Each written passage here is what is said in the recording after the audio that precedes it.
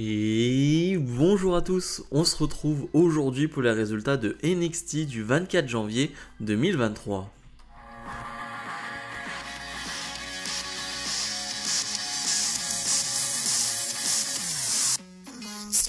Comme d'habitude, avant de parler du show, n'oublie pas de mettre le pouce vers le haut et de s'abonner. Le show justement qui s'ouvre avec Tiffany Stratton face à Indi Hartwell, un match qui va durer 7 minutes. Vrai bon combat et vraiment Tiffany Stratton m'impressionne match après match. On l'avait pas vu en action depuis un petit moment et j'avais hâte de la revoir en action, j'avais hâte de la revoir sur un ring. Et là en plus face à une femme d'expérience comme Indi Hartwell, eh bien ça fonctionne très bien, vraiment c'est court, vraiment 7 minutes.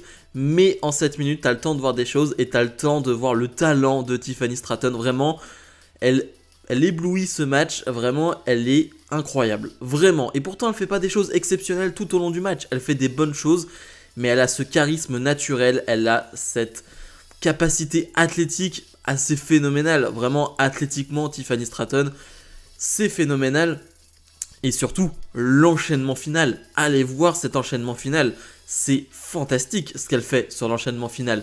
Cette prise où elle met au sol son adversaire enchaîné avec finalement un moonsault où elle monte sur la deuxième corde, sur la troisième corde. Et le moonsault qui a une courbe parfaite, vraiment la forme est parfaite. Et victoire de Stratton là-dessus. Bon, bien évidemment en trichant parce qu'elle va feinter d'avoir une blessure au genou.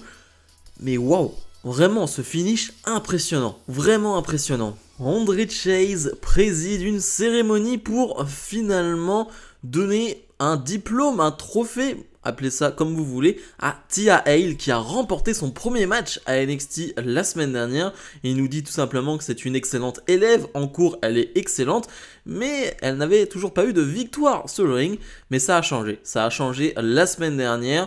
Thea Hail donc qui est hyper contente, qui finalement va remercier tout le monde, le public est à fond, le public est toujours à fond derrière Chase U et tout ce qui se passe avec la Chase University. Mais ça plaît pas vraiment à JD McDonagh qui ne comprend pas qu'on se félicite d'une seule victoire. Et il va dire une phrase plutôt marrante, c'est que forcément quand t'es au milieu de plein de losers comme André Chase, bah forcément une victoire ça veut dire beaucoup. Bon finalement André Chase pas très content, nous dit qu'il est prêt à se battre parce que JD McDonagh le dit, bon moi je suis habillé pour catcher, toi pas vraiment, t'es habillé comme un idiot. Non, André Chase est bien prêt à se battre, va dégager du ring finalement JD McDonagh et on va avoir ce match entre les deux. Mais voilà, c'était une bonne cérémonie, c'est toujours aussi marrant tout ce qui se passe avec André Chase, Thea Hail, etc. Il y a vraiment une bonne énergie dans ce groupe. On enchaîne donc avec André Chase face à JD McDonagh. Ça va pas durer très longtemps, je crois que c'est 5 minutes de combat. Mais 5 minutes, ça suffit pour avoir un bon match parfois. Et là, c'était vraiment bon. Comme d'habitude, avec André Chase, il y a une vraie ambiance dans la salle. Et il a 2-3 prises qui font vraiment réagir le public. Et il est en connexion avec le public. Et c'est ce que j'aime à NXT. Mais ouais, c'est un vrai bon match. En même temps, dès qu'il y a JD McDonagh, bah, t'as des chances d'avoir un bon match, hein, clairement. Mais ce qu'on va retenir pendant ce combat, eh bien, c'est un certain Duke Hudson qui est avec la Chase University et qui va s'en aller pendant le match. On ne sait pas vraiment pourquoi. Lui qui a l'air un peu à l'écart depuis quelques semaines et qui a eu du mal à s'intégrer dans la Chase University, mais qui s'est finalement intégré. Et bah là, il s'en va en plein combat. On ne sait pas trop pourquoi. Et bah, ça va déranger, ça va gêner finalement André Chase. Et JD McDonagh va en profiter pour remporter ce match. Affaire à suivre. Kiana James et Fallon Henley font équipe pour affronter Tatum Paxley et Ivy Nile. Ça va pas durer très longtemps, pour le coup il n'y a pas grand chose à dire techniquement sur ce combat, même s'il y a une prise par exemple de Tatum Paxley qu'on voit pas très souvent, mais Tatum Paxley qui va presque s'asseoir sur la deuxième corde et qui va sortir un dropkick. C'est pas très courant et c'est plutôt très beau, donc je le retiens. Mais surtout pendant ce match, ce qu'on va retenir, c'est le côté heel finalement de Kiana James qui fait équipe avec Fallon Henley. Les deux essayent vraiment de s'associer pour faire plaisir à Brooks et Briggs. Donc voilà, c'est vraiment pour faire plaisir à ces deux hommes parce qu'ils veulent pas cette tension là. Mais Kiana James, clairement, est une heal et elle va agir comme une heal pendant ce match, c'est-à-dire qu'elle va intervenir, elle va tricher et c'est ce qui va donner la victoire à Fallon Henley. Fallon Henley qui va faire le tomber sur Ivy Nile, je sais plus, ou sur Tatum Paxi, je crois que c'est sur Ivy Nile, mais en tout cas, en trichant, donc à voir ce que ça va donner, est-ce que ça va vraiment plaire à Fallon Henley de gagner de cette manière-là, en trichant, de manière heal? Affaire à suivre là aussi. Les Creed Brothers font face à Drew Gulak et Hank Walker, un match qui va durer 10 minutes. Excellent match par équipe. C'est dans ce genre de match là qu'on voit les progrès de Hank Walker. Hank Walker qui, vous le savez, a été mis en scène, a été mis en place comme un agent de sécurité qui devient catcheur. Bon, c'est pas vraiment le cas, c'est un vrai catcheur. Enfin, c'est quelqu'un du Performance Center qui devient catcheur. Mais pour le coup, il y a une vraie amélioration aussi dans son catch. Et ça, c'est pas anodin. C'est dû à Drew Gulak aussi. Alors, à voir à quel point c'est dans la storyline ou non. Mais ce qui est sûr, c'est que, de base, Hank Walker, il a un peu une gestuelle et une manière de catcher un peu d'ours. C'est un peu ça. Mais là, avec l'ajout d'un Drew Gulak, il est un peu plus technique.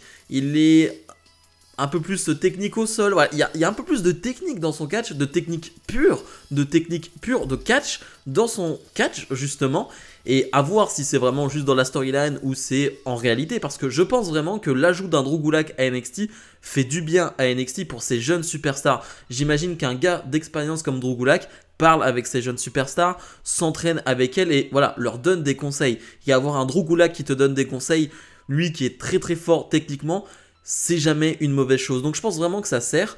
Donc ouais, on a un super match par équipe, vraiment, et c'est très très plaisant.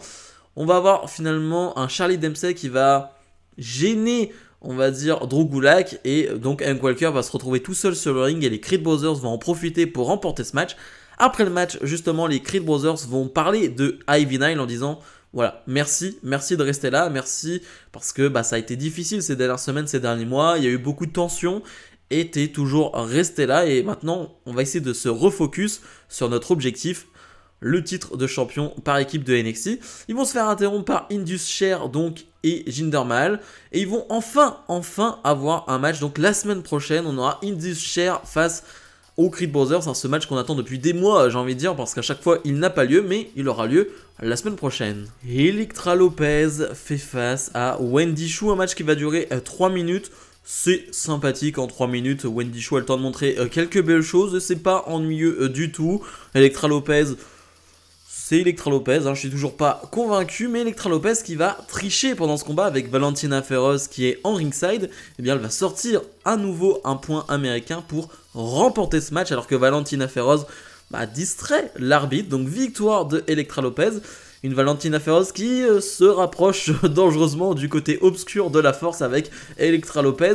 Alors clairement il y a des segments avec elle en backstage où elle est pas très chaude de faire ça, c'est pas vraiment ce qu'elle fait d'habitude, c'est pas vraiment son comportement habituel, mais avec Elektra Lopez, c'est le cas, il faut faire ça, un comportement de heel. Donc eh bien on a ce duo, ce tandem qui est en train de se créer, et je trouve ça intéressant. Une Elektra Lopez qui essaye de recruter quelques filles à droite à gauche, moi je trouve ça intéressant. Grayson Waller est sur le ring, le challenger numéro 1 au titre de Bron Breakker, et on nous a remontré des images, il y a eu une grosse brawl entre les deux au Performance Center. D'ailleurs, je ne sais pas si vous avez vu ces images, mais c'était des superstars du Performance Center, des superstars même parfois qui n'ont même pas encore débuté à NXT, mais qui s'entraînent au Performance Center, qui ont filmé ça, qui l'ont posté sur les réseaux sociaux. Et on voit donc Bron Breakker et Grayson Waller au Performance Center s'en mettre plein la tête avec tout le monde au Performance Center qui est dedans. Bref, c'est un bordel pas possible, et j'avoue que j'aime beaucoup cette utilisation des réseaux sociaux faite par NXT avec justement le Performance Center qui rend ça un peu plus réel.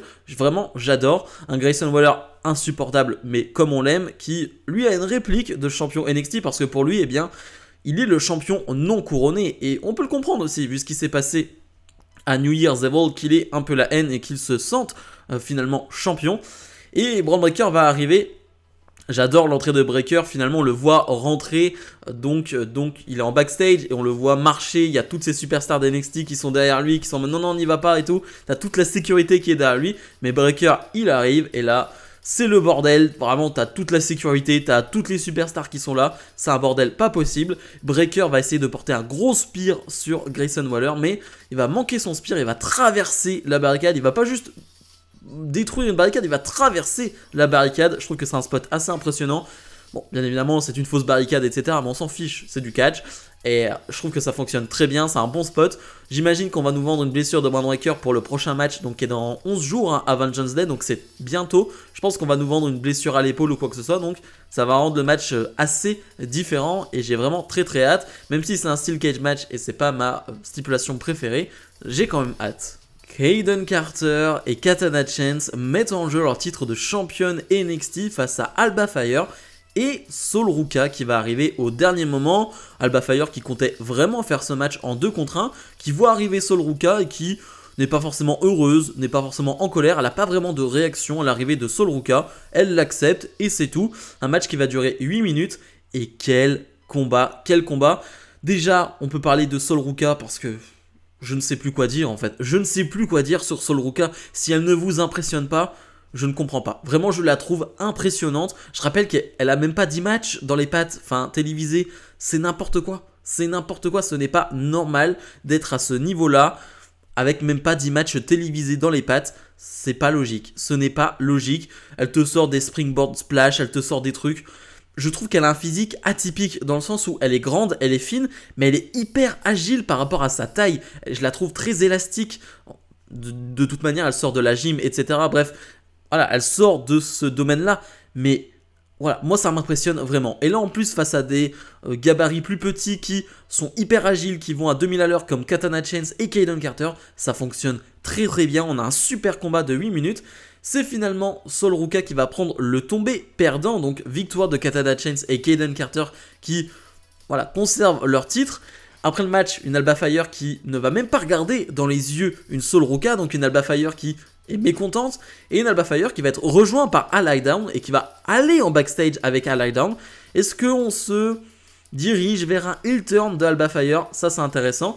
Et on a une promo tout de suite derrière de Fallon Henley et Kiana James qui ont obtenu une chance pour les titres tag à Vengeance Day. Je trouve ça un peu tôt, je trouve ça un peu bizarre parce que c'est quand même une fraîche équipe, une équipe fraîche. Et ouais, directement dans un gros show comme Vengeance Day, d'avoir ces jeunes superstars là dans un gros match de championnat, ça peut être un risque, mais c'est un risque que je veux voir. Et le segment Main Event, on va retrouver Roxanne Perez et ses 2 challengers, donc Toxic Attraction, Jessie Jane et Gigi Dolin, hein, qui sont autour d'une table avec Booker T, ils sont là pour parler.